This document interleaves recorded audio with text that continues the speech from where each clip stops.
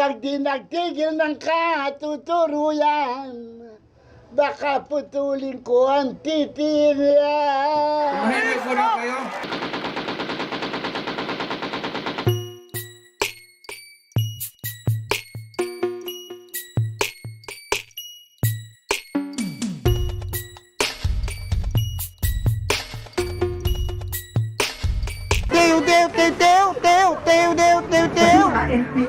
In our fight against communism. Buhay ang NPA!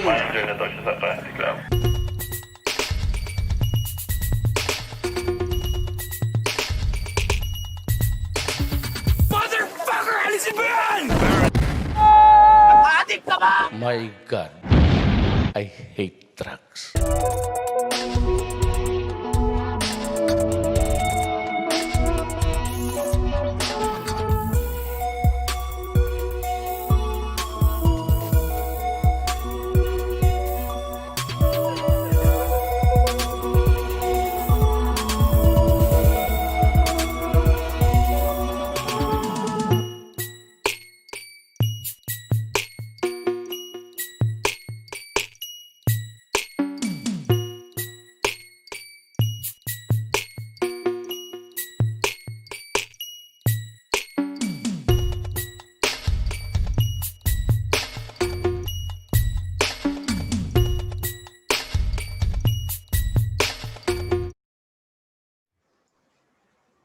Hello, everyone. Good evening to you guys. It's raining outside, but I'm hoping we're all inside and safe and warm. Welcome to the Ang Docu. We hope you've been enjoying the documentaries that we've been streaming free for you for the past few weeks. We are the home of Philippine documentaries, and we hope to still be around in the years to come.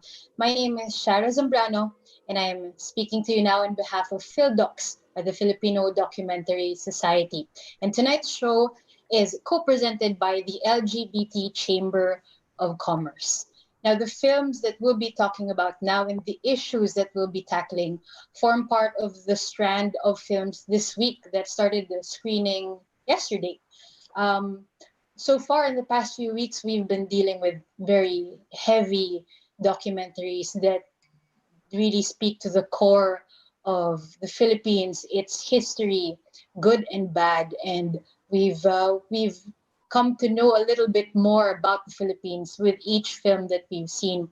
But now, I think it's a special strand because now we're gonna look inside.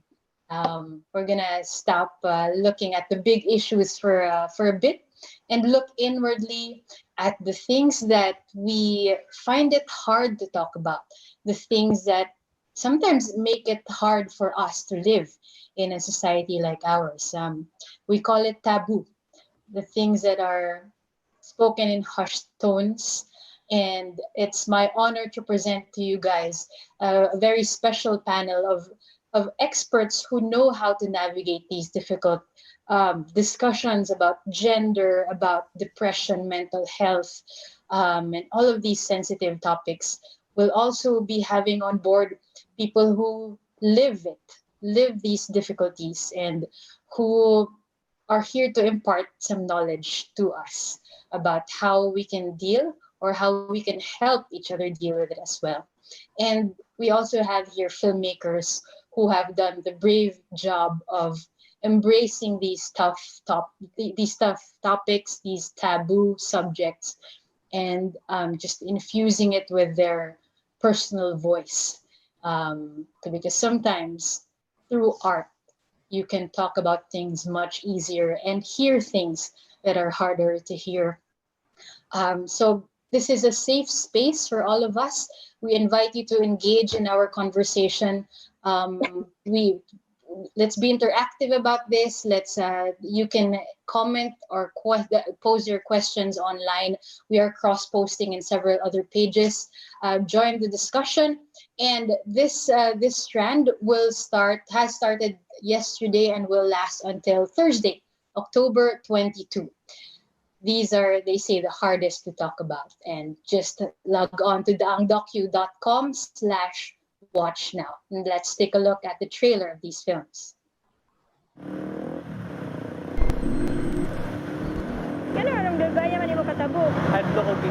Katong 5 pa lang siya, nabasa na niya tanan nga pages sa among encyclopedia. It'll be a strange place, strange city, strange people. No. Maybe you're the strange one. Gusto kong sumigaw. Kailan ka nandyan? I'll just get mad out of nowhere lang. Ilalak ko lang self ko sa CR. Julia tried to take her life.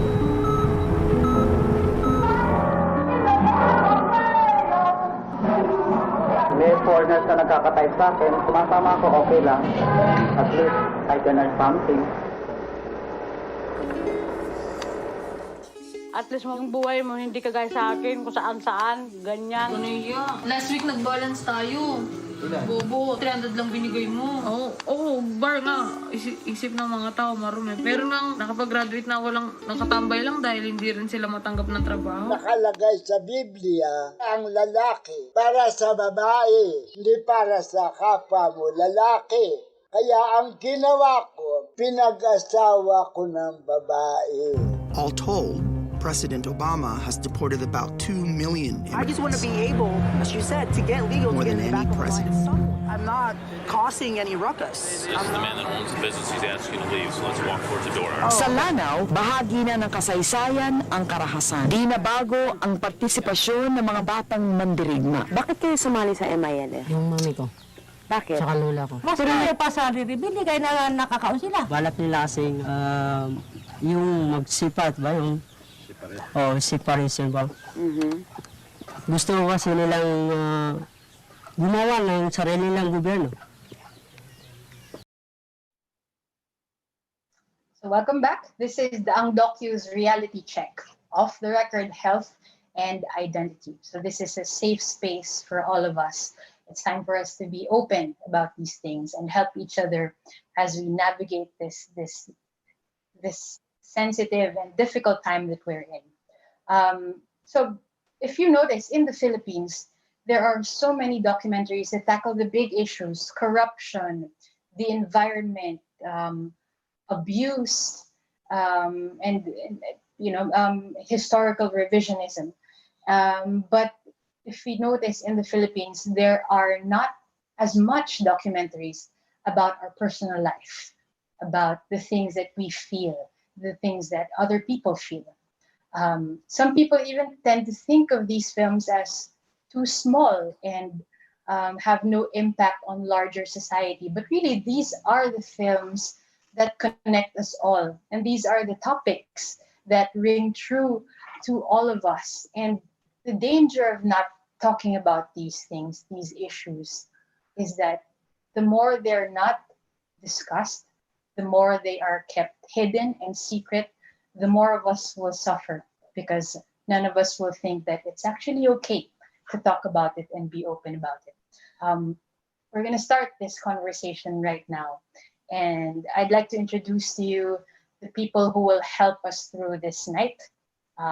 It's my honor to introduce Miss Naomi Fontanos, a feminist and trans activist who is the executive director of GANDA, Filipinas. She is also a senior research associate at the UP Center for Integrative and Development Studies. We also have on board Shamaine Buencamino, the ultimate versatile actress on any platform, the multi-awarded artist and a mental health advocate. She is the founder of the Julia Buencamino Foundation. We also have in the panel Professor Maria Regina Hechanova.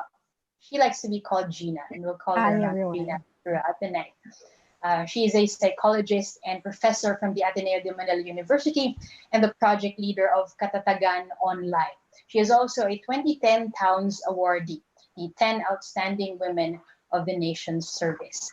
We also have on the panel Wena Sanchez. She is the director of one of the films that you'll be seeing this week, titled All Grown Up.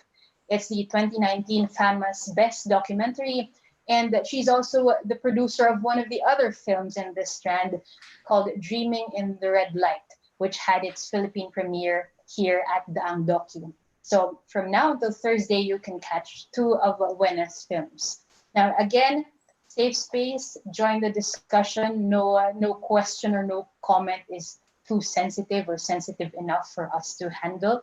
Let's have fun tonight, fruitful fun. So you can share your opinions, your questions on the Daang Docu social media pages. We'll be flashing, I believe, these handles online for you. And or if it makes it easy for you, just search Daang Docu on Facebook and you'll find all of the necessary links. Now, let's start. I did notice this, that I'm a journalist and I do television documentaries as well. And I do notice that it's easier or almost instinctive to make films about other people, make films about the problems of others. Especially as a journalist, your tendency or your requirement is to kind of check your personal feelings at the door. Siguro I'll start by asking Wena. Kwento po, what is your style of filmmaking? Do you really prefer creating films that are closer to you or are about you, or do you delve in different topics? And which do you find easier? Ako talaga, I like making films na parang sort of mas gusto ko yung fiction, yung parang nasusundan ko yung character, masyado ako na-engage. So, sa documentary, kasi parang nakikita ko, aside sa hindi ako masyadong marunong talaga sa mga sobrang malalaking issues, tapos mas malapit sa puso ko yung parang pagbubutbot ng mga tao, yung parang mag-zoom in, parang nilalagay sila sa microscope. So parang yung mga films na nagawa ko so far, parang more on sobrang lapit.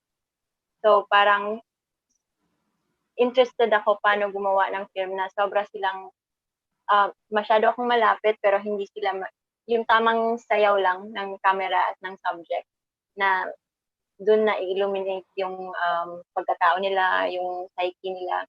Mas doon ako talaga interested. I tried thinking of parang malalaking subject pero mas napapadpad talaga ako sa parang kung paano nag-iisip yung mga tao, paano sila yung feelings nila. So, hindi ko alam bakit ganon. Siguro dahil, I don't know, yun, interested lang ako sa tao. So, papalabas pa lang yung film mo this week na, so ayokong mag-spoilers. Basta sabihin na lang natin na yung film mo is about your brother and your daughter. Ano yung nauna? Yung desire mo na gumawa ng film o yung desire mo na ikwento ang kwento ninyo? At that time, nasabi ko sigurong dahil nanood ako ng Boyhood, yung kay Richard Linklater. At parang naisip ko, habang nasa sinehan ako, naisip ko yung brother ko. Tapos parang at that time din, depressed ako. Parang gusto ko lang mag-escape. So parang naisip ko, gawan ko ng film kaya yung brother ko na parang something success story. So susundan ko siya na parang, kaya niya pala lahat. Dahil na rin siguro gusto kong maka-inspire ng iba na okay, kahit weirdo ka, kaya mo palang mag-succeed or ma-push yung potential mo. Mas more on, yun yung drive ko lang talaga. But at that time also, kasi parang meron akong sort of guilt na wala ako sa life ng brother ko. So parang through capturing him sa camera, mas marami kaming time together. At the same time, habang ginagawa ko yung buong film, na-realize ko na ako din pala yung may malaking problema. So, kasi sobra akong, nung ginagawa ko siya, tinitingnan ko sila, yung anak ko and yung brother ko. Pero yung tinitingnan ko na yung footage after 2 years, parang naisip ko, ako pala yung may problema din. Kasi parang masyado na meron akong anxiety problem, meron akong medyo depressed ako. So, nagre-reflect yun sa film kung paano ko rin sila hinahandle, kung paano ako bilang parent at sister. Parang, ayun. Ang naisip ko nung pinapanood ko yung film mo, wala ka bang kasi ako yung nature ko, mas parang kung sino yung malapit sa akin, mas nag-hesitate ako na ilagay sila sa harap ng camera. Kaya sobrang na-admire ko yung courage mo na yung buong pamilya mo nandun. Meron ka bang na-feel na na hesitation or siguro takot na ano kayang mangyayari sa kanila o sa inyong lahat kapag lumabas yung film? Kasi sobrang honest talaga nung pinag-uusapan ninyo eh. At the time na bago ako nag-shoot, pinaalam ko na sa kanila and parang sobrang cooperative naman sila. Pero yan nga, iisipin ko ano yung effect nito sa kanila. Pinanood ko sa kanila yung finished film. Tapos, inisa-isa ko yung daughter ko, yung brother ko, yung mother ko. Tapos, hindi ko na, yun, parang ang dami kasing parang habang ginagawa mo yung isang film, ang dami mong nabablindside ka. Ang dami mong mga hindi alam, tas later mo na malalaman.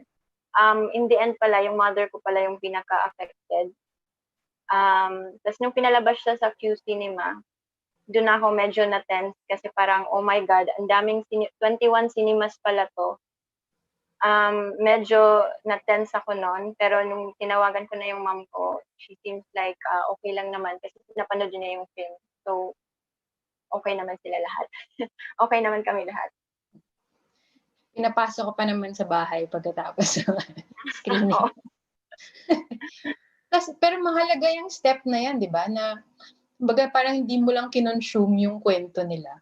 Na yung step na huminto ka, hinarap mo sa kanila yung obra mo. Kwento mo, yung importance ng nagawin mo yun para sa kanila, ng mga subject ng film. Of course, dahil live nila yan, tapos mabobroadcast. So, every time na ang plano ko nun, international lang dapat. Kasi para mas malayo yung audience, hindi sila masyadong, parang, titingnan na, o baka may problem sa kanya, or, so, nag-usap kami as family na parang, okay lang sa screen sa labas, basta ayaw lang nila dun sa mismong sa Leyte. Kasi ayaw nila na masyadong malapit makikita ng mga neighbors namin, masyado siyang, alam mo yun, celebrity na hindi maganda na pagtingin nila yung ganun. So, hindi ko talaga ipapascreen na malapit kahit sa Cebu or sa Leyte. Pero okay naman kami na Manila or sa ibang bansa. Yun. So, I think it's very important, syempre kasi buhay nila yun. So, it would really affect them. Related din siguro yung question ko to Shamaine. Shamaine, if you see in the film Invisible, which is also in this series of the Ang docu-films, talked about a very, very difficult part of her life. And to the point where I'm hesitating, or I'm trying to find the right words to ask questions of you, Shamaine, because I want to be as respectful of the experience as possible. I'll start with the easy question. Okay. Para to warm me up. I want to know what made you say yes to opening up your story to the film Invisible. And of course, when you see Invisible, you see you in front of so many other people. How and why? When it happened, when we lost Julia, immediately I was trying to understand what happened. Siguro you want to understand and you want to, in my case, I wasn't able to help her. So I had this urge to share her story to help others, especially because when I was trying to understand what happened, I went through her stuff. And that was where I saw what was happening to her. Because prior to that, when she was alive, we really had no idea what she was going through. So when I saw that it was there, I had this need to tell her story, to make sense of what happened. And that's why when people come and ask me about what happened to Julia, I'm very willing to tell the story. And also because I was really shocked by how common it was. But people will only talk to you about it if you share the same experience. But I didn't hear about it prior to Julia's death. It was only after that people opened up to me about it. For those who haven't seen the documentary featuring Shamaine, in the film Invisible, we see Shamaine talk about her daughter Julia, who took her own life, and it was about the family's journey to try to understand why this happened and how they can move on together from it. So, did it take a while, Shamaine, for you to be open to talking? I would think that some people who would experience this would just clam up and withdraw and not answer these hard questions. Yeah, it took a year. It took a whole year for me to understand and to accept, actually. Although from the very start, I really, I was the only one actually in the family who opened her journals, who went through her works. I was the only one, and I kept going online to research on the topic, and I brought her stuff to a psychologist because there was really a need for me to understand what happened to her. I felt that that was the only way I could accept it, if I could understand what happened. And we see your husband in the film too, training his dog. Yes. Yes, I'd like to ask how he has been throughout this journey. Is it? I would think it's a different experience from a father's point of view. Yes, it is. For a while, he questioned his faith because he felt that he had been good enough, and he was wondering why he was punished. And the family, we all had our different ways of coping. I had to really, go into it.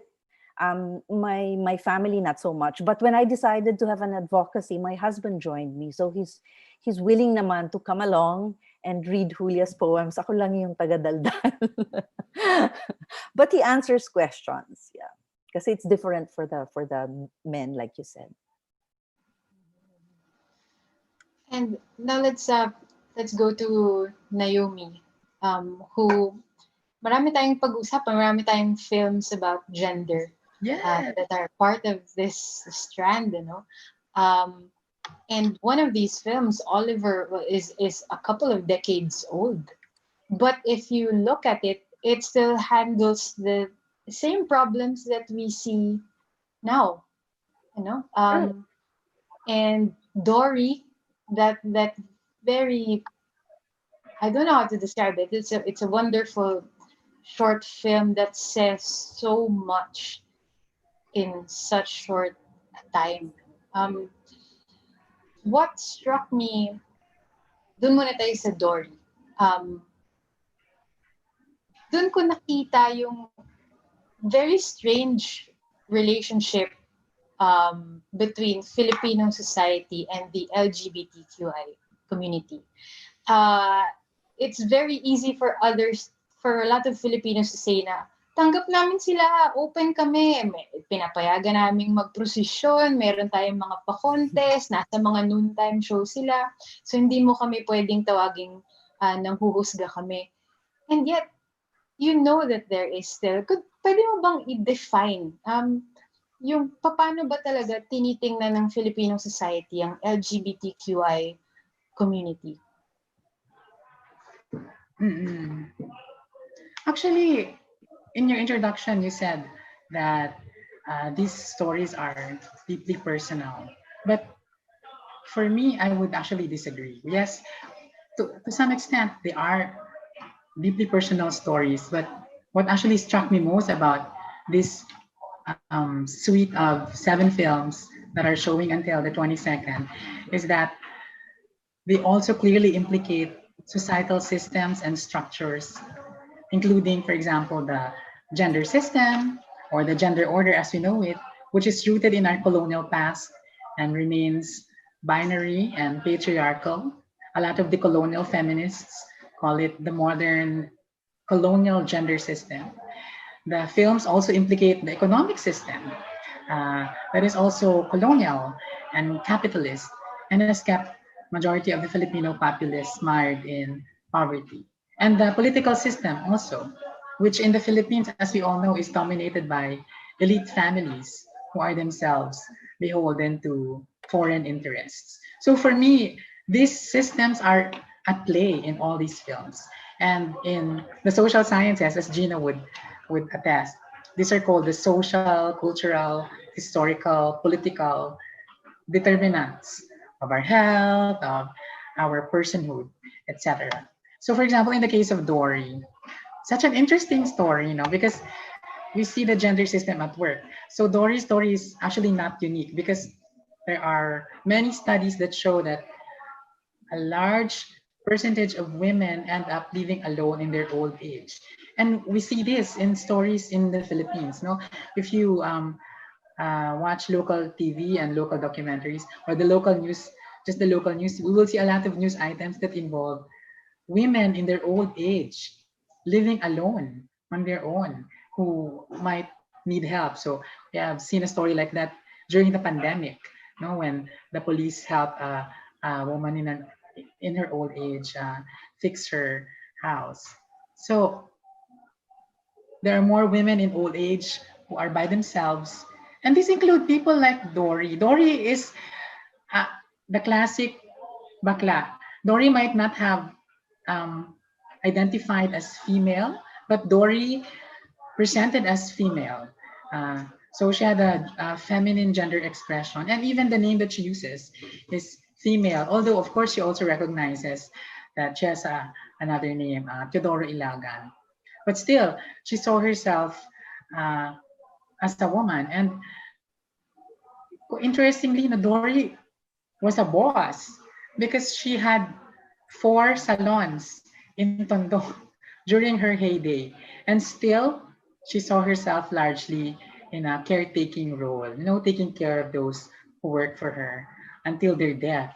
And that includes 25 of her beauticians. So she's a very, she's a bakla in a very feminine role. And in her story, we also see the economic system at work because, Dory used to own many salons in Tondo and then lost them all later on. So I'm not sure if it's polite to call it like a cautionary tale because a lot of LGBTIQ people do lack capacity building in perhaps financial literacy. And this is something that we want to change for the next generation of LGBTIQ people so that they're able to save up, they're able to invest, make wise use of their money so that when they grow old, they have something to fall back on. And then we also see that Dory was quite spiritual as a person, faith was something very important to Dory. So, in fact, she would make concessions, regarding her identity by dressing up as male and attending church service or worship. But, we only see her do that when she goes to church. But outside of church, she's back to being Dory. Yeah. So many trans women do this because I have a lot of trans women friends who belong to churches that are strict in terms of dress code during worship. And it's quite interesting that Dory actually embraced her faith fully. There's a point in the movie where she says, mahal ako ng Diyos, kaya tumagal ako ng ganito. So you see that she has a deeply personal relationship with God or Supreme Being that many LGBTIQ people share. So there are so many LGBTIQ people to whom their faith is an important aspect of their life. And I'm very happy that this was shown in this film. And it's also interesting how this theme of religiosity is extended to Dory's personal life. Because if you will watch this film, you will see that Dory made the supreme sacrifice of marrying off the love of her life to a woman because of her faith. Because she believed that ang lalaki ay para sa babae. Kahit ayaw nung kanyang lover, nahiwalayan siya. Parang Dory pushed him away na you belong to a woman. So accepting a life of living alone, diba? Later on. Because this is what her faith tells her. So if you go to the film Oliver that you mentioned, I love this film. Oh my God. I'm so glad that this film is being shown because, you know, Nick De Ocampo, I have such high regard for the filmmaker. It's such a great piece of LGBTQI history. You know, it can be used to show the evolution of drag in the Philippines because Oliver works as a female impersonator, which in the West is a phenomenon that dates back to the 18th, the 19th century. So I'm glad that we have this film that captures the local scene of female impersonation in the Philippines. I think female impersonation in our country dates back to maybe the 60s, the 70s. And so we also see that, you know, this is something that has been embraced in our culture. You know? So we also see in the film a glimpse of a gay Santa Cruzan. My God, in the 80s, they already had it in the 80s. Diba? The gays were already taking over the Santa Cruzan, no? Because, you know, for a long time, a lot of people who organized the Santa Cruzan said that nobody watched it anymore because a lot of the people are bored watching the Santa Cruzan. So somebody had a great idea. Okay, why don't we just replace the women in the community with our gay friends to make it more interesting? And what if you see in the film, so many people lined up in the streets to watch the gay Santa Cruzan, diba? So in a sense, yeah, you see that people accept gay people or LGBTIQ people.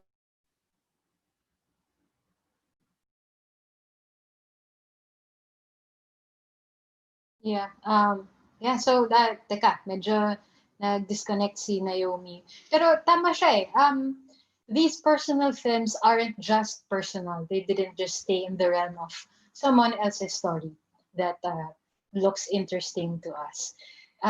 There's also politics in these personal stories. And you can see how the norms that we have, the structure of our society, often is the cause for the repression and the oppression of people, vulnerable people in so many ways. Siguro when Naomi returns, I want to talk about how the relationship between the church and the LGBTIQ community. Kasi we will see in the film Dory, para siyang parang na-capture ng buhay ni Dory how it is for a gay man to fully submit to the laws of the Catholic Church or the church that he or she chooses.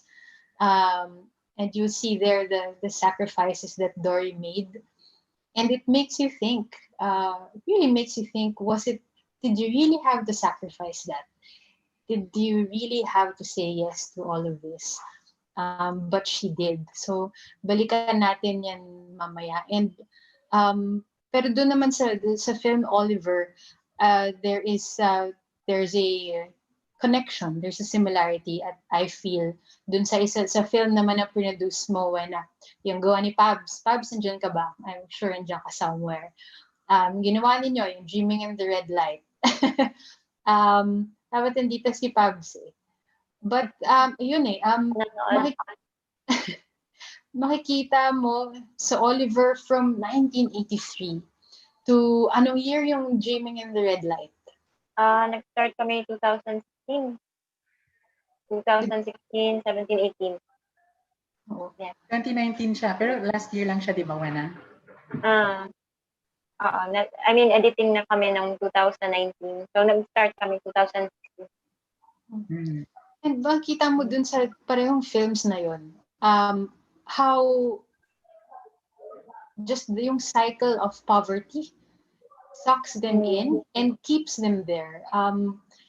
For people who live more comfortable lives, it's so easy to judge the prostitute, the macho dancer, and all of the people in these types of entertainment. Yun nga na, madumi, immoral, walang dignidad. But because inupuan ninyo at nagstay kayo sa mga buhay nila, nakita mo at naintindihan mo at nadikdik sa'yo kung bakit. Bakit sila nandun, bakit sila nandun pa rin, at bakit yung buong community nila ay parang na-shape na ng ganitong klaseng buhay. When yung sa Dreaming in the Red Light, syempre marami na tayong mga kwento na nakita tungkol sa prostitution. Pero what did you decide to do differently dito sa mag-ina na ito?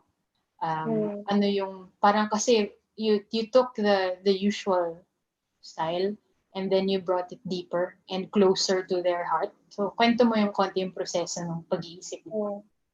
Kasi nag-start siya na parang curious kami bakit wala pang docu na talagang sobrang pumapasok dun sa lives ng mga taong nasa prostitution. Kasi parang before, ang mga nakikita lang namin parang gawa ng mga nasa news sa Germany or taga ibang bansa na sobrang pinifeature yung lugar, pinifeature yung mga babae, pero parang ganun lang, parang puro information lang, puro statistics, ito. So, parang sa amin, parang ba't wala tayong story na talagang malalaman natin kung paano sila gumagawa ng choices. Doon kami interested ni Pabel na parang bakit ba sila nagde-decide ba talaga sila na gawin to, or ano yung mga factors na talagang nag-lead sa kanila na mag-stay doon at pumili ng mga ganitong kinds of job. So actually sa start kami ni Pabel medyo medyo naive kasi parang kami din hindi din namin masyadong alam yung mga lives nila. Pero alam namin na bilang babae, ano din yung mga concerns namin, yung paghanap ng jowa, yung mga, yung about sa body. So, parang may sort of interest kami doon kung ano yung mga kagaya nating babae na paano sila, what if born tayo sa ganitong lugar, ano kaya tayo din mag-isip? So, parang yun yung gusto namin talagang pasukin. At sinut namin siya ng 3 years kasi mahirap talaga siya i-capture. Unlike dun sa mga news na mga reportage na mga 1 week lang, 2 weeks, ang tagal lang nga ng 2 weeks, parang ilang days lang na mag-shoot interview lang sila, ganyan-ganyan. Hindi nakakapasok. So parang yung mga nuances, ang mga kung paano sila nagiging bored, kung paano sila pag frustrated sila, yung mga ganyang mga clues kung paano tayo nag-iisip or nag-decide. Kung paano nagre-reflect yung mga problema sa society sa loob ng tao. Yun yung mas gusto namin pasukin talaga. So kami ni Pabs, si Pabs actually, yung nag-shoot talaga ng 3 years, tapos naging close na siya sa mga babaeng ko. So kaya namin nakaka-capture yung talagang very raw. Parang nasabi namin mas malapit siya kung ano yung katotohanan, kung paano sila talaga namumuhay day-to-day as people.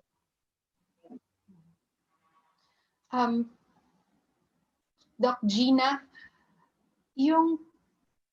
itong mga films that are part of this strand are obviously well thought of.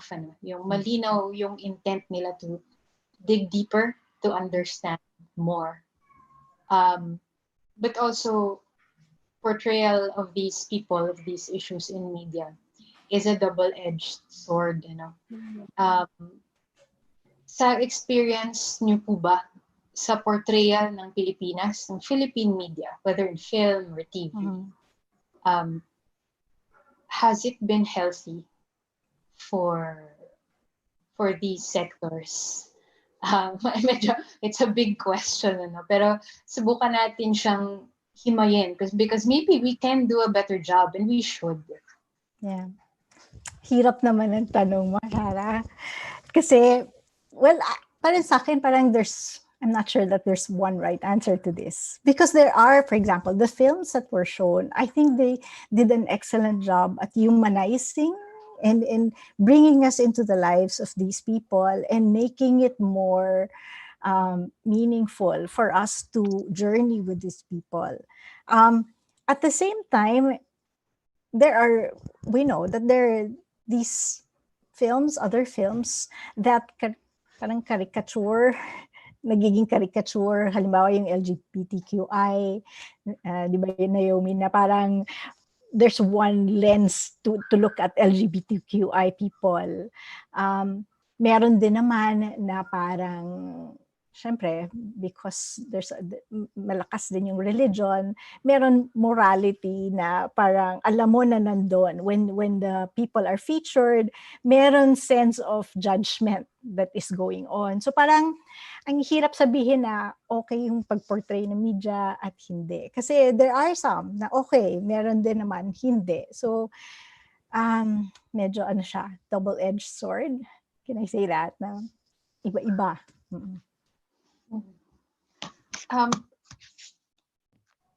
So how can we? I notice it lalo na Naomi sa LGBTQI stories, you know.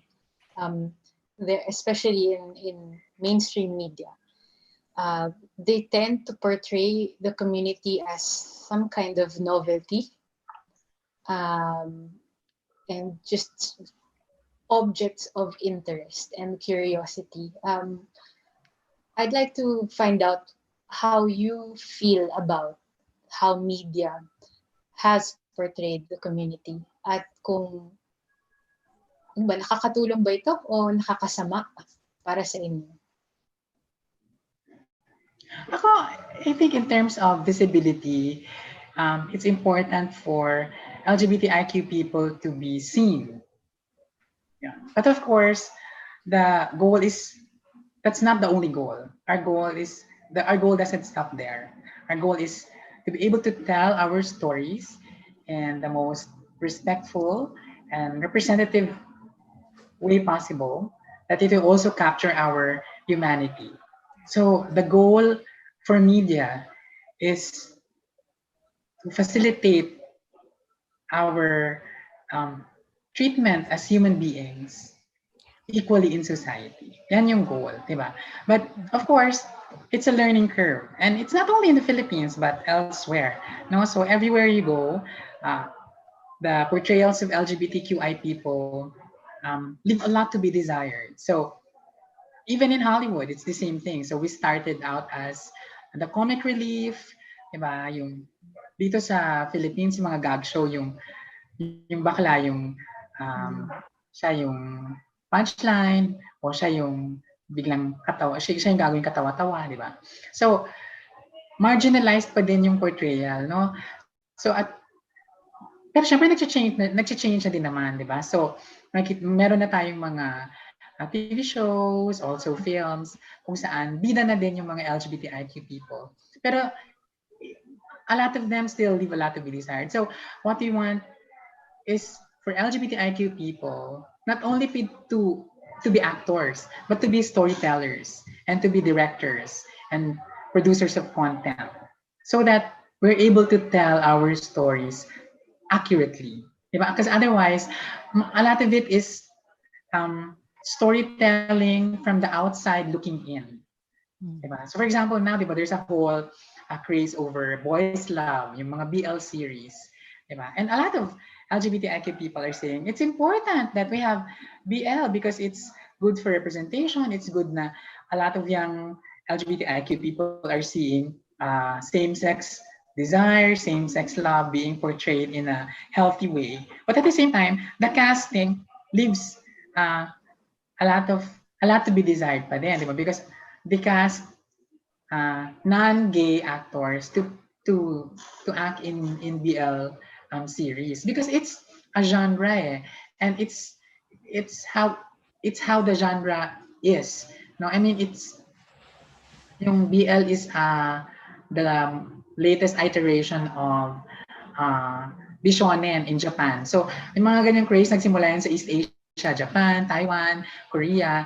Tapos pumunta na sa Southeast Asia, sa Thailand. Ngayon nandito na siya sa Philippines. Ang daming boys love series and it's about, you know, the love of boys for each other. But the actors playing them are not all gay.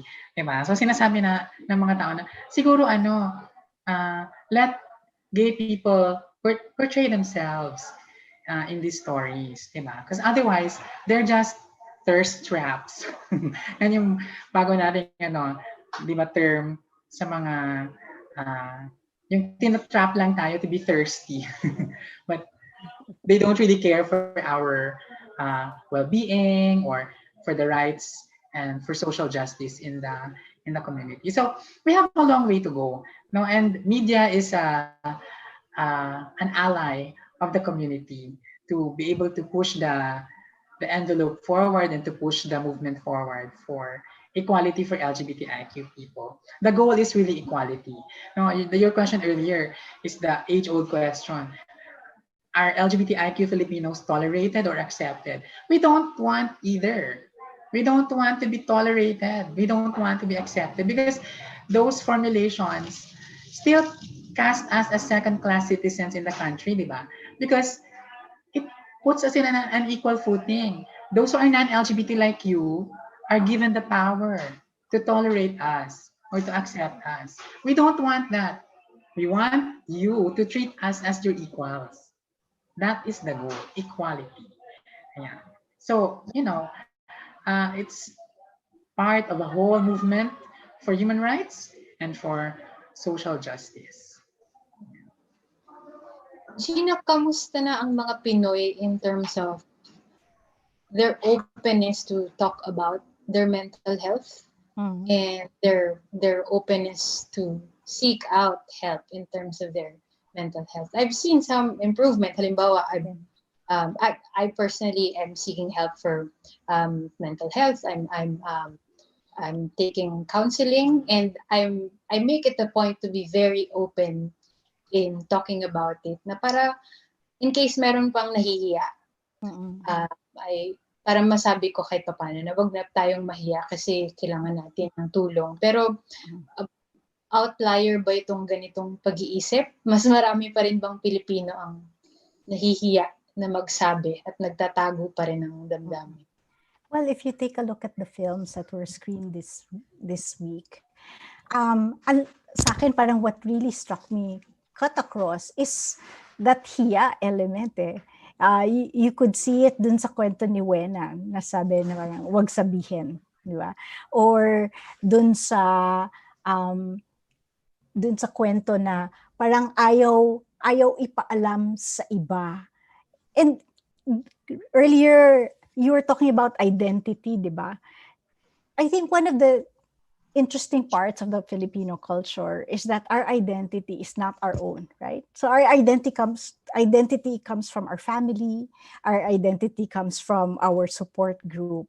And so I think the additional layer, I mean, hiya and the reluctance to seek help, that's kind of universal. I mean, you'll see that across cultures, right?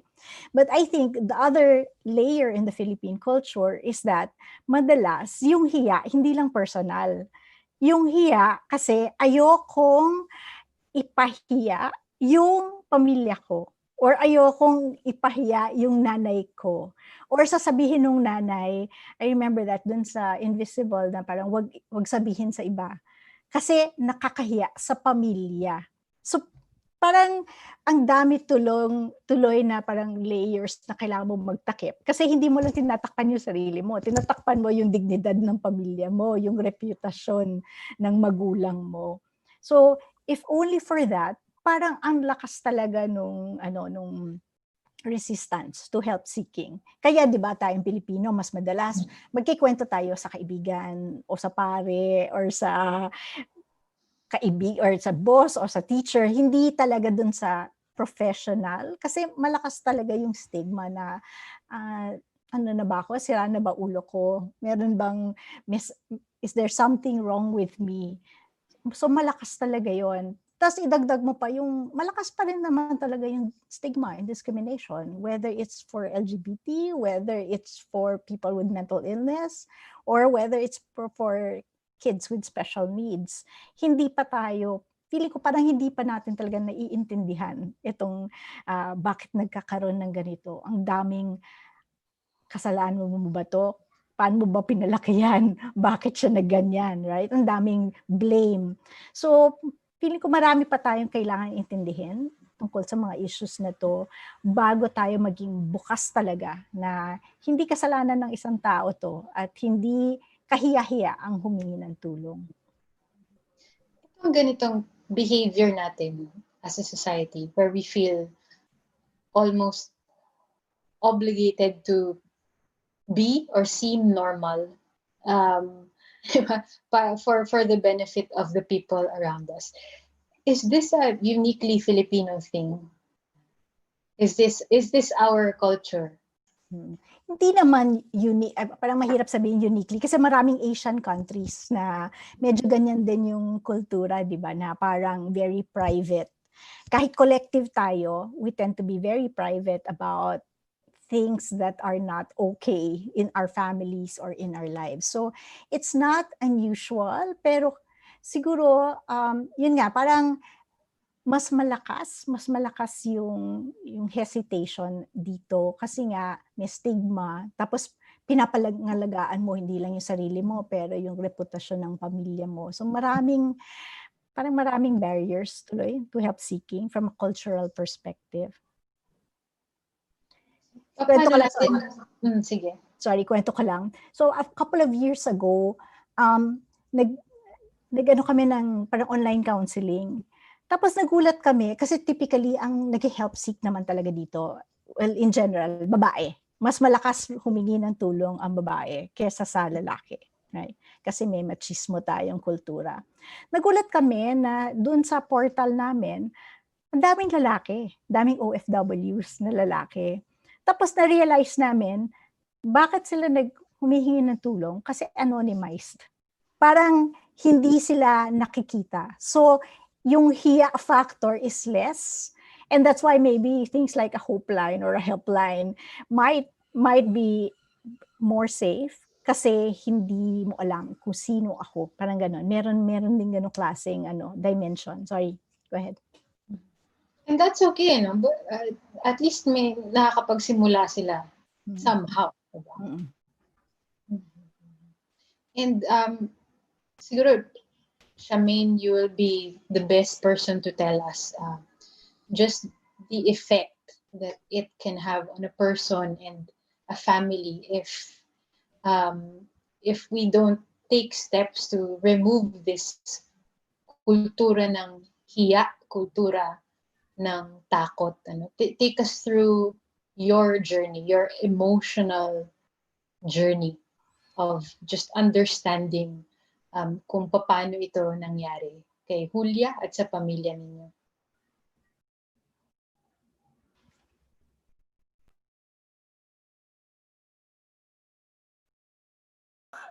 Ayan, unmute myself.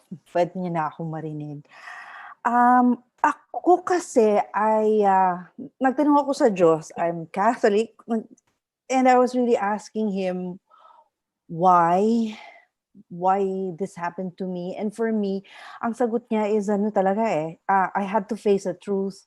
I had to see kung may, kumbaga, was it my fault? What happened? Yung ganyan. Seeking the truth.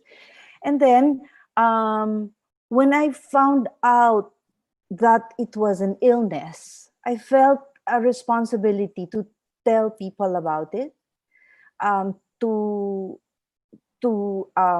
help those who cannot ask for help because they are judged by society, parang ganun.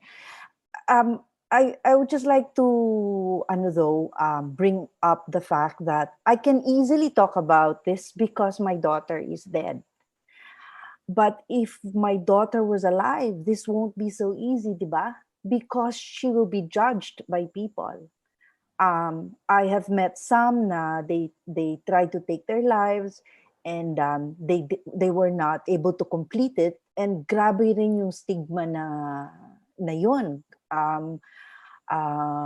Tinatago talaga nila. At saka mahirap talaga for people who are suffering the illness to come out with it because the society is very judgmental. Di ba ang Pinoy, mababa agad ang tingin dun sa mga taong may pinagdadaanan. Yun. Unfortunately, we do judge each other so much, di ba, Gina? Yun. Paano natin mababasag to, Gina? Itong silence that is born out of shame for not just for both ends of the spectrum, sa mga taong may pinagdadaanan at yung mga pamilya na alam nilang may pinagdadaanan yung mahal nila sa buhay pero hindi nila alam paano i-navigate. Saan tayo magsisimula? Really, alam mo, knowledge and education. That tama si Charmaine, na parang people don't understand that it is an illness, di ba? And that because it's an illness, the treatment needs to be hindi lang yung magpatatag ka lang or magdasal ka lang, na talagang treatment talaga yung kailangan. So ako, I really did appreciate parang all the films because what it does try to do is to educate people on what is the condition and that it's not a choice, it's nobody's fault, but it is what it is, right? So that kind of humanizing, parang portraying people in their humanity and breaking the myths about these conditions, tingin ko sobrang importante siya kasi nga ang dami nating hindi pa naiintindihan tungkol sa mga iba't ibang tao na parang ang bilis natin nga mag-judge dahil kakaiba sila. At saka, can I just yung ang ganda tingnan ng mga docus kasi maiintindihan mo kaagad. I don't know why, kasi halimbawa yung pinagsama-sama doon halimbawa sa Invisible, yung 3 kwento namin, parang sa pagpanood mo sa kanya, maiintindihan mo kaagad yung illness na ito. In the same way, also with the other films, you really get to the core, to the story, yung essence ng story. So for me, docus are really so much more effective than fictionalized stories. Parang ganon. And I suppose, Gina, itong mas mahirap magka-access sa ganitong, even this whole conversation, ang mga mahirap na ang tinuturo, yung mga parts ng lipunan na tinuturong huwag kang maarte, magsumikap ka, huwag kang masyadong malungkutin, ganyan talaga ang buhay, o ano ba yan, parang ipatawas mo nga yan dahil parang iba ang parang may sapi, mga ganyan. Paano ninyo sila naaabot na maaring dahil sa sobrang laki naman ng mga concerns nila, how to eat, how to keep working, how to keep the family alive, parang malayo sa hinagap nila siguro yung usapan ng mental health, depression, and all of this. So parang on one hand, and nakita natin yun sa Invisible, di ba? Na on one hand, the silver lining is the mental health law does call attention to this, and hopefully because of this, there will be more resources for mental health. Maganda naman yung layunin ng Lord na at one day to have mental health available down to the barangay level. Halimbawa sa ibang bansa, nakita ko may storya sa Africa na tinuruan nila yung mga grandmothers maging mental health providers. So pinapaupo nila sila sa ilalim ng puno na may bench, tapos meron silang mga vest na pwede silang lapitan ng mga tao. Kasi nga mahal magpatingin sa specialista, mahal magpagamot, hindi covered ng ating PhilHealth talaga to. So kawawa ka talaga kung meron kang problema sa utak, tas mahirap ka kasi hindi ka makakapagpatingin sa doktor, hindi ka makakabili ng gamot, hindi ka makakabayad sa therapist, di ba? So, mahirap. Kaya ako natutuwa din ako kasi kami yung mga psychologista dito sa Pilipinas, malakas din yung advocacy namin to serve those who need it most. So halimbawa kami, ang ratio namin ngayon is 1:100,000 Filipinos. Imagine that. So sabi namin, sa tanang buhay namin, hindi namin maaabot lahat ng kailangan namin abutin. So we are trying in different ways. So for example, kasi meron din myth na kapag may problema ka, kailangan specialista lang ang makakatulong sa'yo na trained psychiatrist or trained psychologist. Pero hindi totoo yun. Yes, you will need specialists for a certain segment of the population, but maybe 85% pwedeng matulungan ng non-specialists. May konting training, meron lang training na kailangan. So gusto sana namin nga na mapalitan din yung perception natin na kailangan may sakit ka bago ka magpatingin sa specialista. Pwedeng prevention, pwede namang wag natin paabutin dun sa ganung bagay. So, sinusubukan namin gumawa ng iba't ibang paraan, Chiara, na parang maabot itong mga taong higit na nangangailangan. So halimbawa, simula nung nag-COVID, meron kaming ilinunsad na tawag namin Katatagan Online. So parang may resilience resources siya, pwede ka mag-attend ng resilience classes online. Na libre lahat to na lahat to voluntary basis among the psychologists and psychometricians in the country. Kasi nga, alam namin na hindi abot yung serbisyo ng karamihan ng tao. Yung sensitivity to socioeconomic status, sana hindi lang yun yung i-cover, Gina, no? Kahit yung sensitivity to gender, sexual orientation, gender identity, ethnicity. Yeah. Diba? Kasi those things affect people's mental health. Correct. Right now, I think a lot of LGBTQI youth really need access to mental health and psychosocial services, particularly in this time of the pandemic, which is very hard for so many of us. Talaga. So where do we begin? Yung interesting yung sinabi mo na hindi naman kailangan magpunta ka doon sa specialista, pero nakakatakot din siya para sa mga tao na hindi alam kung paano. How do I ask the right questions that won't make things worse, di ba? Na baka ako pa yung mag-trigger ng lalong some other devastating event.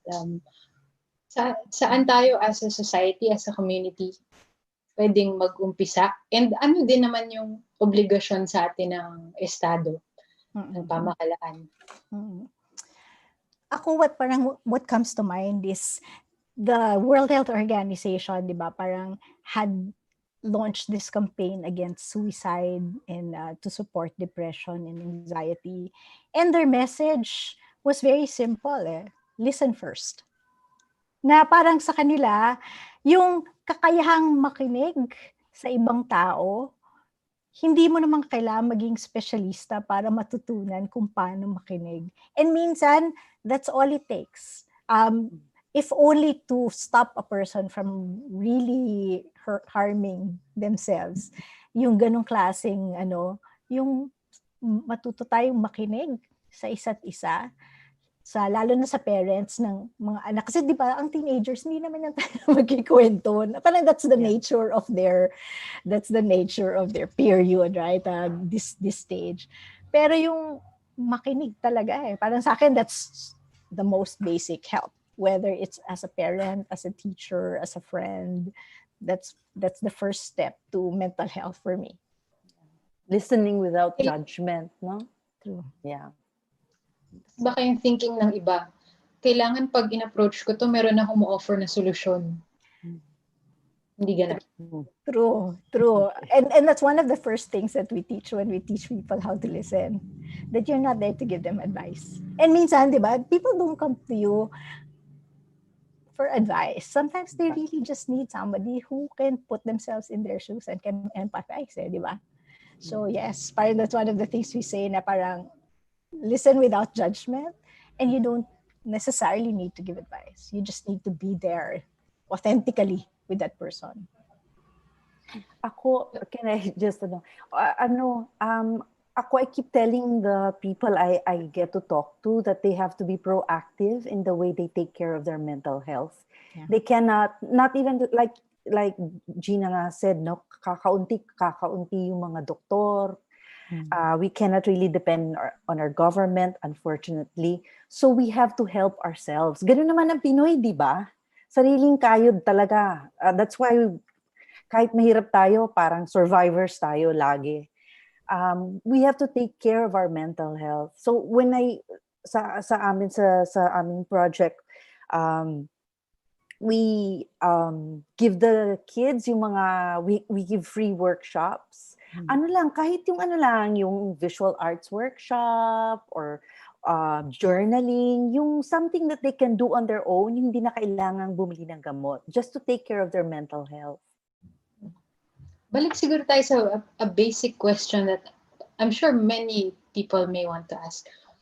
Paano ko malalaman kung mayroon na akong seryosong problema at hindi lang ako malungkot o bad trip lang ako ngayong araw? Saan yung linya na masasabi ko sa sarili ko na ito na to? Generally, parang we all, diba, parang lahat naman tayo dumadaan sa periods na nasistress tayo, nalulungkot tayo, nagagalit tayo, right? Pero I think parang ang importante, and this was very well put out in the Invisible video, na we look at functionality, diba? So hindi mo na ba nagagawa yung mga normally na nagagawa mo? Tapos usually it's a change, no, in your behaviors or patterns. So halimbawa, dati ganito ka matulog, tapos biglang sobrang haba ka na matulog or sobrang hindi ka na makatulog, or yung eating patterns mo na nag-iba na. So usually there's a change in the behavior from the usual. And usually it's parang severity din yung length of time that it's bothering you. Kasi 'di ba, usually stressed ka, o sige, pero mawawala din 'yan, right? Pero kunyari hindi ka na makatulog ng 2 linggo talaga. Parang so there are, and the beauty of the internet now is, you know, all of these are sort of available, these kinds of information. So these are things that we can learn. Syempre ayaw din namin mag-self-diagnose tayo, right? Pero at least yes, no. When it's time, di ba? When it's time that we think we need help, or when we think somebody we love needs help, right? Then we can suggest na baka kailangan to see someone. Paano saka din, di ba meron na usong yung parang mental health test, mga kailan, yung viral, na hindi pala siya accurate. Oo nga eh. Oo. So hindi po doctor si Google. Oo. Although marami di ba? Maraming diagnose online, yeah. Mukha siyang matalino, pero ingat din tayo. I think also in the Philippines, Filipinos are parang socialized to take care of our physical health more. Yes. Diba? And mental health is something that is secondary. It's not a priority. Diba? But now at least things are changing, and a lot more people are talking about how they are equally important. No, your mental, emotional health is as equally important to your physical health. So this is a good change that we are seeing. No? And we just celebrated World Mental Health Day on October 10. And I'm so happy that there's an organization called Human Rights Watch. They launched a campaign called Break the Chains. It has many layers. No, break the chains because in many contexts, those who are seen as having mental health problems are usually just locked up and chained. Di ba? Dito sa Pilipinas, uso yan. Yung talagang tinatali lang sila sa bahay, tinatali sila sa puno. Di ba? At ayaw na natin no? Parang kailangan we put a stop to that practice kasi hindi po siya makatao. So we need to break the chains. And also, break the chains about how we understand mental health, no, as something secondary, something that is not important. Parang sinasabi nga natin kanina, parang sakit siya ng mayaman. Hindi siya sakit ng mayaman. Kasi lahat ng tao may mental health aspect. Diba? Mayaman o mahirap, may mental health aspect. So, kailangan basagin na din natin yung myth na yon, yung ganong notion. Ang daming chains na kailangan i-break. But the first is silence, no? To break the silence about it. Because, yun nga, I mean, part of Filipino culture is to not talk about things that are viewed as private. Diba? Maraming nagtatanong on social media, the same question. Paano kung yung mahal mo sa buhay ay sa tingin mo ay may problema, pero ayaw magpatingin, ayaw tanggapin na mayroon siyang problema. O kaya hirap siya talagang makita kasi mayroong high functioning, ba na tuloy-tuloy lang, nagagawa niya lahat ng obligations in life. And then, but still you see or you sense that something might be off. For someone who sees these people, ano ang pwede nating gawin?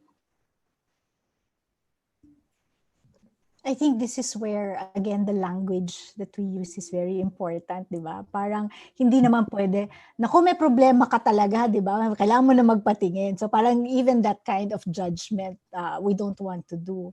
But knowing Filipinos, right? So, kasi ano yan eh, parang what will motivate them to change or to seek help, right? So if they don't see it yet, what might push them to do it? For Filipinos, a lot of times, it's family. Diba? Or parang nag-guilt trip sila ng pamilya nila to seek help. So it maybe the approach should be not na may problema ka, kailangan mo humingi ng tulong. Pero ako na may problema ako sa'yo. Pwede mo ba ako? Parang can you help ease my concern? Patingin tayo, right? So parang it's pwedeng tayo, pwedeng hindi ka nag-iisa na ikaw yung may problema, pwede bang samahan kita? Or it can be as simple as ako yung, sige na pagbigyan mo ko, parang tingin ko makakatulong sa atin ito. Or parang, yun nga, parang kailangan maghahanap ka ng ano yung susundot sa puso ng tao na yon, that person will actually think about seeking help.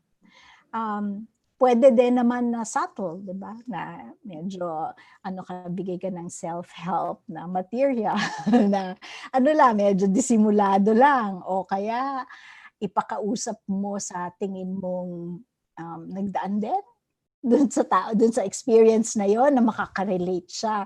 So minsan kailangan creative din tayo, no, sa approach natin. Kasi yung straight on, may problema ka, kailangan mo na lalong magre-resist yung mga tao. Siguro babalik ako. Shara, yes. Parang gusto ko din na i-emphasize na usually when we talk about mental health, we only look at that aspect that's negative, no, the mental illness side of it.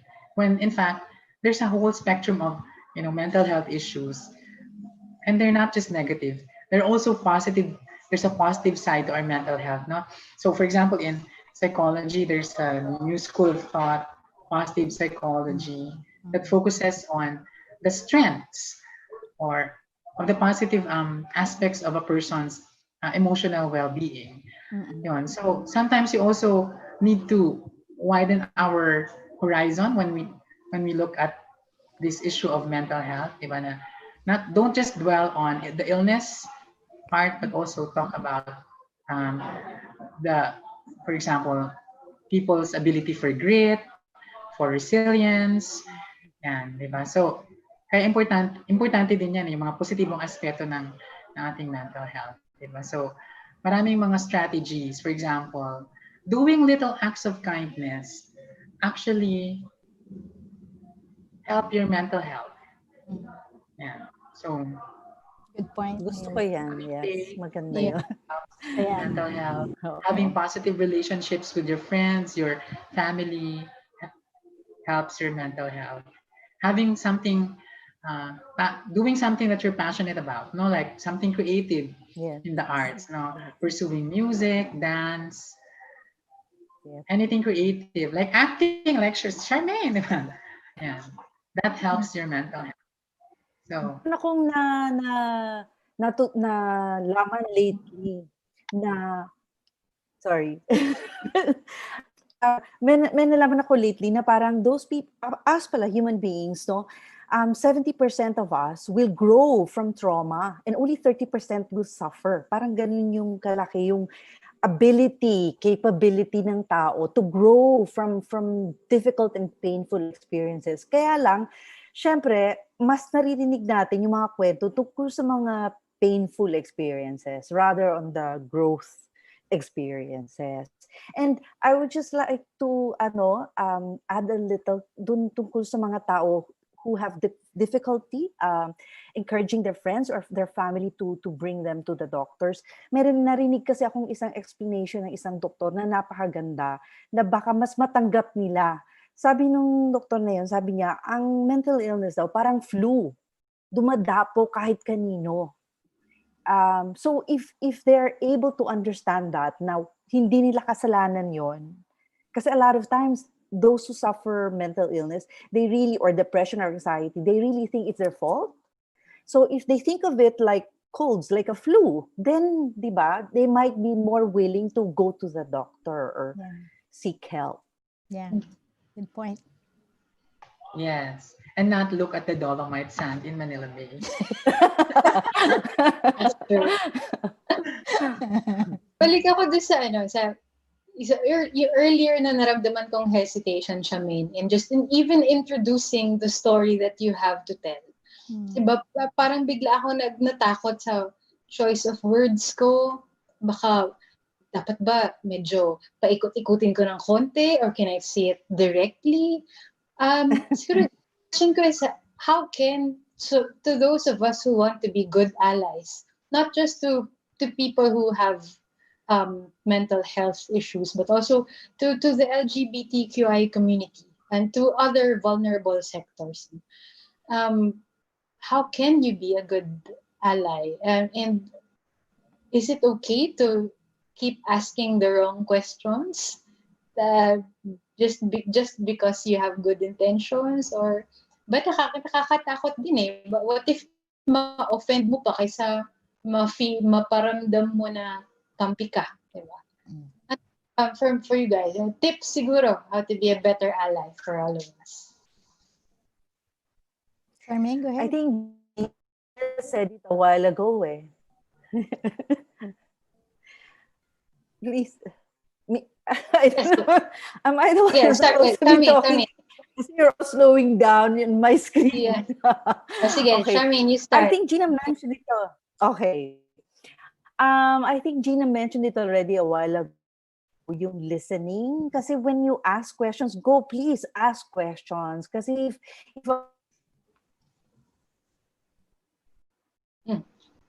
lang naman yan, simple. Pag hindi sila ready, they won't open their mouth. So at least the fact that you ask shows that you care, and that's the most important thing, that you questions.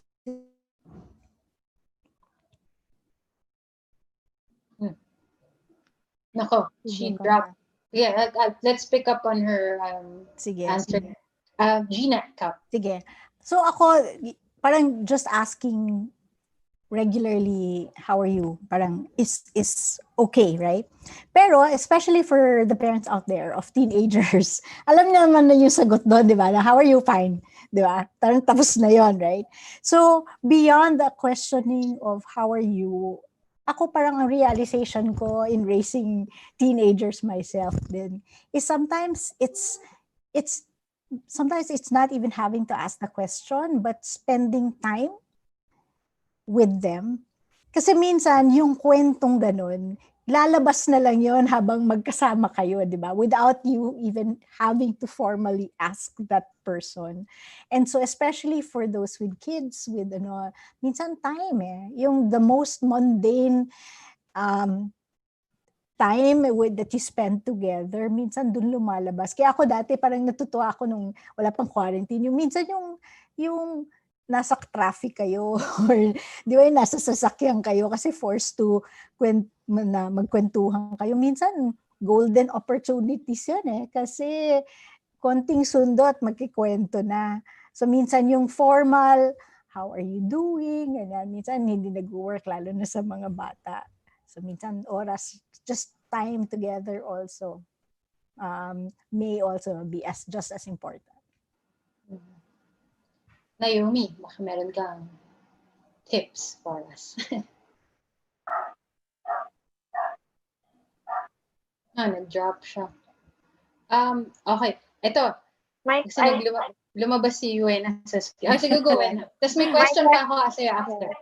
Sorry, question ito kay Ma'am Charmaine. Kasi bilang filmmaker, curious lang ako kung paano yung, kunwari, kung gagawa ng film about yung sa daughter mo, kayo, ano yung gusto mong approach? Hindi ka ba parang naiinis sa filmmaker na bakit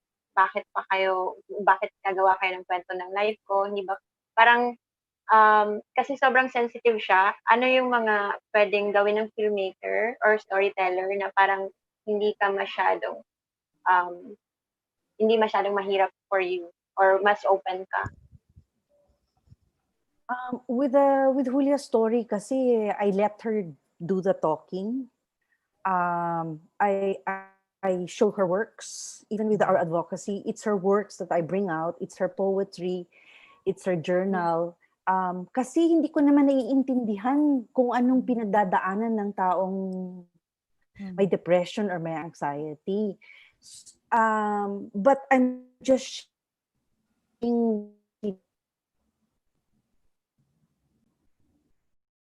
like actually gusto mo bang naisip mo bang magpakamatay? Medyo we lost you for a couple of seconds. Putol ulit. Oo, putol ulit. Naalala mo pa ba? Ulitin ko. Sobrang interesting. Yeah. So in my case, Wena, I am sharing Julia's works and her life. Kasi ang unstable ulit ang connection ko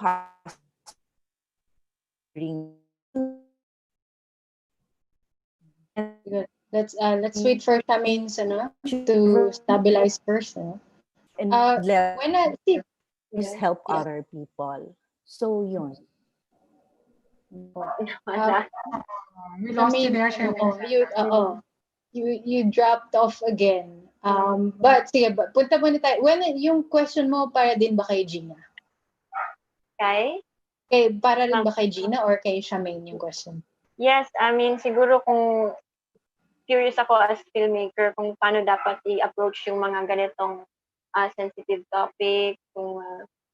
Yung nagawa ko naman sa film ko, yung sa All Grown Up, is parang feel ko, kaya ko siya kasi personal. I mean, sa akin siya tapos parang ako yung, I mean, spoiler, pero parang ako yung pinaka-masamang tao doon. Kumbaga, wala akong tinitingnan na, so, I mean, ako yung, parang equal kami na napapakita yung mga flaws.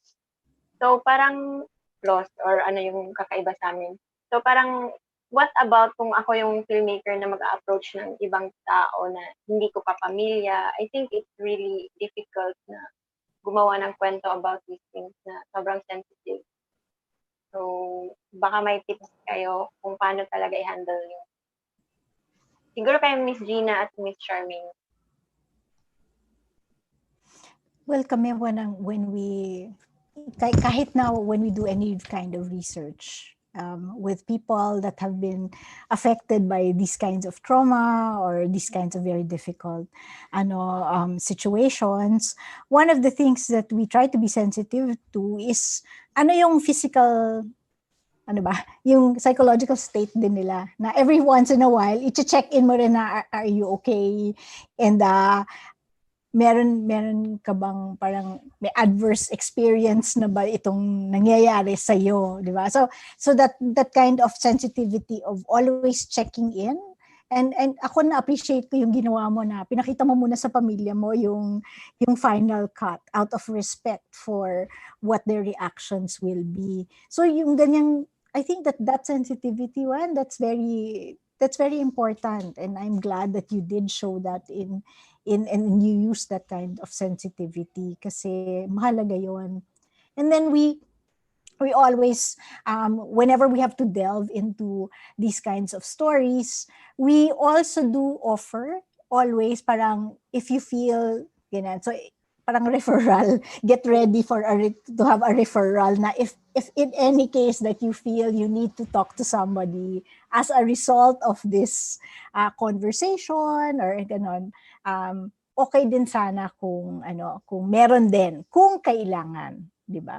But normally we don't always dig deep until people are ready also. So like Charmaine was saying, it took them almost a year, di ba? Now I'm sure if you tried to prod at them before they were ready, that would have been so painful to them. So always the readiness of the people to talk is very important. Gina, there's someone on social media who is describing what they're feeling right now. So siguro baka mabigyan mo siya ng konting alalay. After all the happiness, I always feel emptiness. I don't know if it's normal, but it's ruining me. What's the necessary? Well, I know, Shara, di ba you will be showing, tama ba, parang information later on at the show, at the end of the show.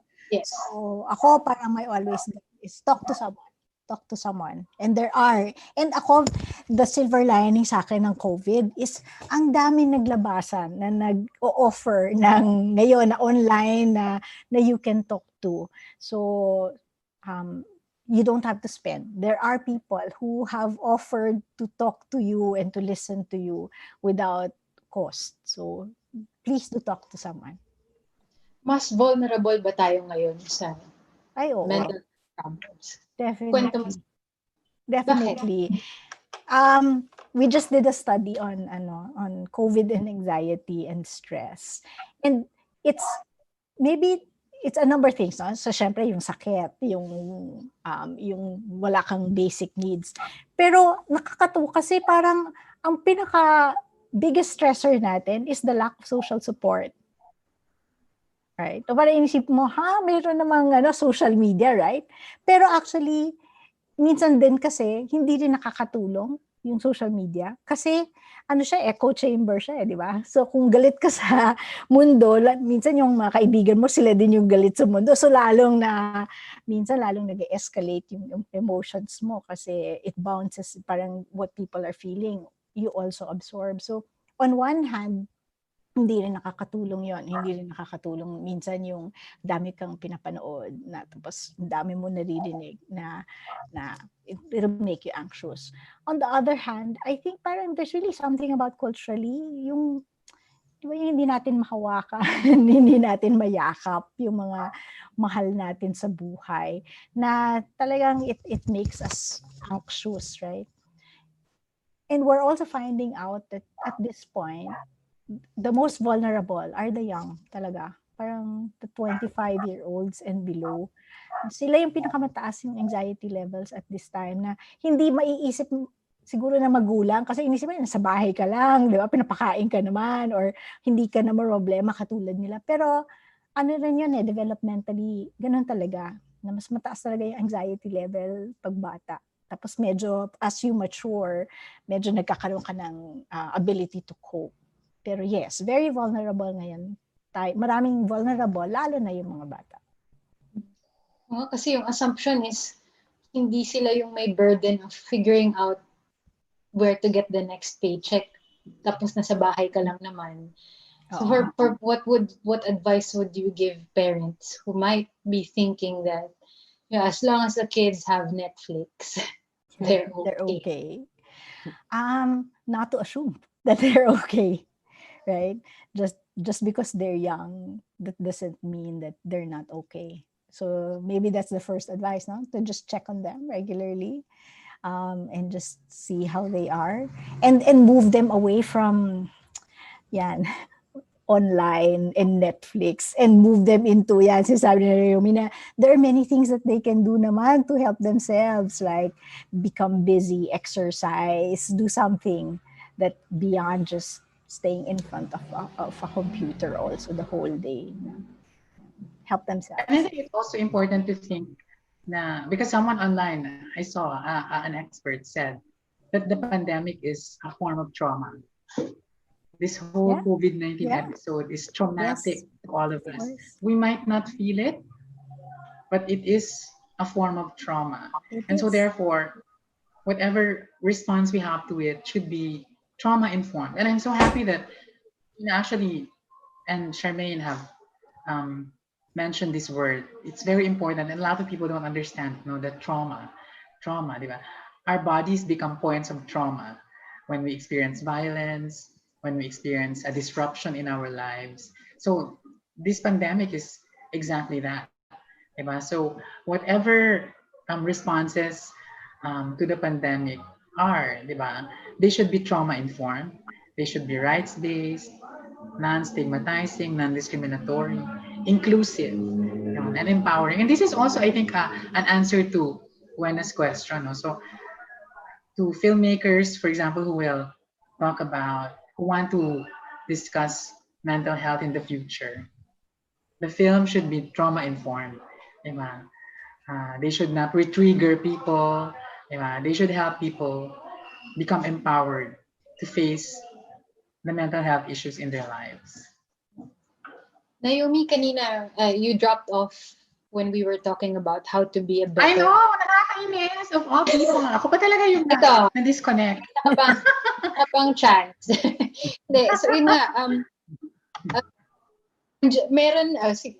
meron ka ng willingness na tumulong, pero meron ka ring takot na baka mali naman yung pinagsasabi ko at mapalala ko pa ang sitwasyon, maka-offend pa ako. Should I keep asking even if I think my questions are stupid because I want to be a good ally? Or should I, mag-research ba muna ako bago ako maging ally? Lalo na ngayon, sinabi na ni Gina na more people need more help right now. More people need more people to talk to. So if I want to play that role to my community, paano? There are many ways to be a good ally, and I think what Gina said earlier was very important. Also, Charmaine mentioned it. Listening is very important. We have to listen to the community. Let them speak for themselves. Don't talk over them. Don't talk for them. Don't talk on their behalf. Let them tell their own stories. No, because there are many well-meaning people who want to stand up for the community, and their tendency is to overshadow the community. But a good ally is someone who stands by your side and doesn't take the charge. No, let the community take the lead and take the charge for change. And as an ally, what you can do is to support it. And of course, yes, there's nothing wrong with educating yourself. There's nothing wrong with trying to learn the issues of the LGBTQI community. There are many resources, but of course, you also have to be careful with information that you will meet online, that you will encounter online. So you have to go to reliable resources. But asking questions is okay. Just make sure that you are sensitive when you ask these questions. And there's a way to ask questions that in such a way that you will not offend people. So it's good when you hedge your question earlier and said, will this offend you? Is this too personal for you? So these are good questions to ask. And don't be afraid to say them, right? Because if someone feels that something is too personal to talk about, then they will say so. Like me, if, for example, the first time I meet someone, they will ask me about my surgical status. Well, kasi they know that I'm trans. Operada ka na ba? I will not answer that question because it violates my privacy. Why do you want to know what genitalia I have? That's not part of ordinary polite conversation. You don't ask people what genitals they have the first time you meet them. So these are questions that need to be called out. So it depends on you, and who you're interacting with. So my final question for all of you is, what do we need to hear from the film, sa mga nakita niyo, sa mga ginawa niyong pelikula, sa mga karanasan ninyo, pati sa mga inaaral ninyo at sa mga pasyente? Ano ang kailangang marinig ng mga Pilipino sa ngayon? You can be specific. Halimbawa, let's start with you, Wena. Pwede kang maging as specific as tungkol sa mga bata, at sa youth who have sa youth na have similar situations with your sibling and your daughter.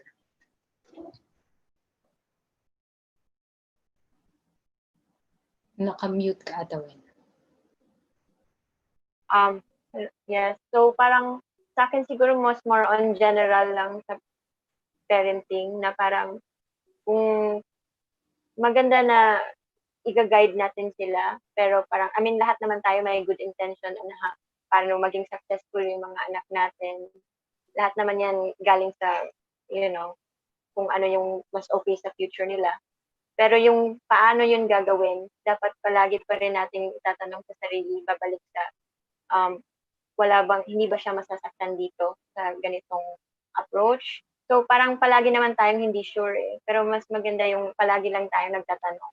So parang ngayon, teenager na rin yung daughter ko, iba na rin yung approach, pero hindi naman talaga tayo sobrang, magiging tama. Marami talaga tayong mga flaws. Pero siguro for me, factor na palaging nagtatanong at parang i-forgive na rin siguro yung sarili. At maging well-informed kung ano yung mga tamang approach para sa pag-raise ng child, at hindi lang yung sobra tayong focus sa books, sa grades, at titingnan din natin kung ano yung like yung si Justin, yung kapatid ko at daughter ko, nag-beach sila, so mga tinitingnan nila yung mga liit na bagay. So baka of course, may beauty din sa ganun at mas nakakatulong din sa atin, sa kanila, sa atin. Yeah. Shamaine, from a mother and now an advocate, what do we need to hear? We have to be gentle during this time. We have to be gentle to ourselves as well as to other people. Especially, I have a message to the parents. Kasi, di ba, education is now online. I hope that the parents won't be so demanding of their children, because they're studying yung, di ba? Parang ganun.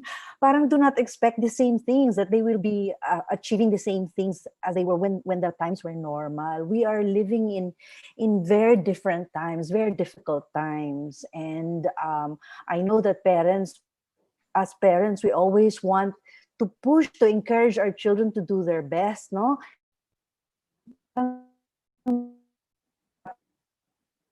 Ibabal important than now, mental health.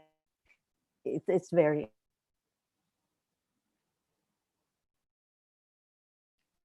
Naku, we lost Shamaine again. Let's move on first to Naomi. Nasabi mo na kanina na we should try to not talk over the voice of the people, the sector that we want to be with. So anong kailangan kong marinig sa ngayon? I think we have to emphasize that we must hear the truth. Diba? Kasi ngayon, the truth has been bastardized by people in power. Diba? With the proliferation of so much disinformation, misinformation, malinformation. Diba? But the truth remains, diba? The truth. And so we must let people hear it. This is the most important thing, diba? And I wasn't actually sure if I agreed that this set of films was called taboo, because if you look at the definition of taboo, it means something that is difficult to talk about, but or something that is not that shouldn't be talked about. But we should, diba, lift the lead on these things, diba, and show them for what they are, diba, for the truths that they hold. And there's wisdom to be gained from there. But of course, as advocates, it's important to think always that in the end, our role is not only to ensure that rights and social justice are promoted, upheld, or fulfilled at an individual level, but we must also challenge systems and structures of power and domination on the basis of gender, class, race, or ethnicity, and including imperialism and colonialism, because these systems continue to cast a long shadow over our lives as a formerly colonized people and still a developing country. And Prof. Gina, we've discussed this before, that this whole conversation isn't just at the clinical level. It's in our culture. And as maraming parts ng kultura natin, itong mga stigma and stereotypes, they have been around for decades. But we are the ones here now. We are the holders of our culture now. And we are responsible for each other and how we treat each other. So how, from the lens of culture naman, lastly, paano natin mas matutulungan ng isa't isa sa aspetong to? Ako parang, the good thing about culture is that it changes and it can change, right? So I would like to think that the way we looked at mental illness before, 10 years ago, is a little different from the way we look at mental illness today. And that 10 years from now, we will look at it also differently. So I'd like to think that we have the ability to evolve, right?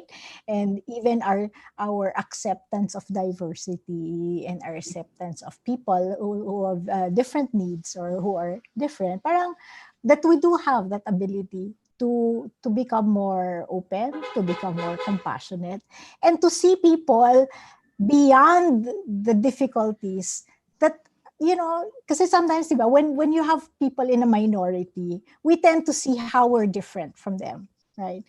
Instead of looking at, this is a person, he or she just happens to be struggling with this particular, say, autism or disorder, right?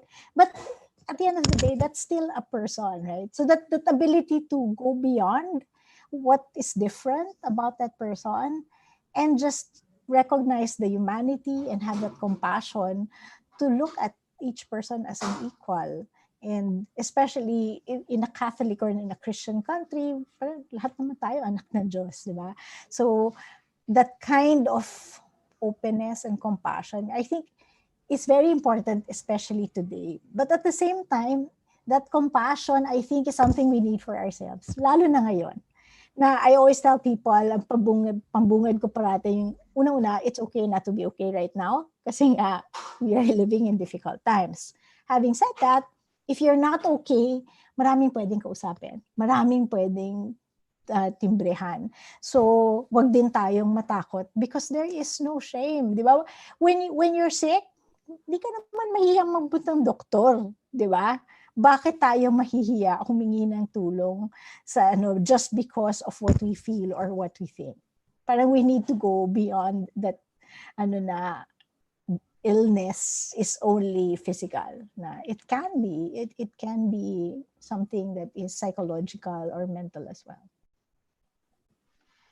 Okay. I wish I could go further, but we all need to go at some point. And I'd like to thank all of our guests, Naomi Fontanos, Shamaine Buencamino, Professor Regina, Hechanova, and Wena Sanchez. Thank you also to everyone who has tuned into our discussion. We tried as best to field your questions and your comments as much as possible. We thank you for that and for staying with us, even if it's running a bit late.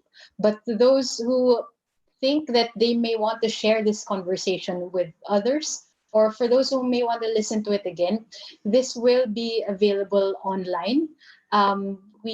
We do need to just look for the Ang Docu on Facebook, or go to the angdocu.ph website and you see this conversation as well as the previous ones that are still there for you to watch. Special thanks. Apparently, my schoolmates from Ateneo De Manila are watching right now. Hello to you guys. Thank you for tuning in and staying with us. Now, you can catch the films that we've talked about, all of the issues that we've discussed in our lineup of documentaries that are streaming from yesterday until the 22nd. And there will be other documentaries in the Ang Docu until November 5, and these are all for free. Now, Dreaming in the Red Light, produced by Wena and directed by Pabs Pabel Manican, is here in the Strand this week. This is their Philippine premiere, and they will have a Q&A. So makikita niyo uli si Wena at yung lagi naming binabanggit na si Pabs at some point during the week. And again, this is available on theangdocu.com/watch now. Now, I'd also like to invite you to check out a book. We made a book. It's a recently released doc book, the official festival book of the Ang Docu 2020. So it contains the full program of the festival, essays, stories, and histories of documentary making in the Philippines from television, film, and new media. Now, lastly, and most importantly, if you or anyone you may know needs someone to talk to, or even if you're not sure if you do need someone, if you're struggling with a mental health problem, or you're struggling with something that you've yet to define, you may contact these organizations through their hotlines. As Gina, Shamaine, and Naomi and Wena have said, the first step is to talk to someone, and the first step for others is to start to listen. So these are only some of the groups that you can contact: the Julia Buencamino Project, the National Center for Mental Health, the Natasha Goldburn Foundation, Suicide Crisis Lines, and Dial a Friend. You can take a screenshot of that frame if you want to keep it for future use, or just look back on this once we post it online. Thank you for joining Reality Check. And this is, even for me, a big reality check in so many ways. Ang dokumentaryo ay paglalahad ng mga istoryang halo sa totoo. Pero sa huli po, tayo rin at walang iba ang magsusulat ng ating mga kwento. Ako po si Chiara Zambrano para sa The Ang Docu, and keep on streaming The Ang Docu, the home of Philippine documentaries. Thank you so much for tuning in, and good night.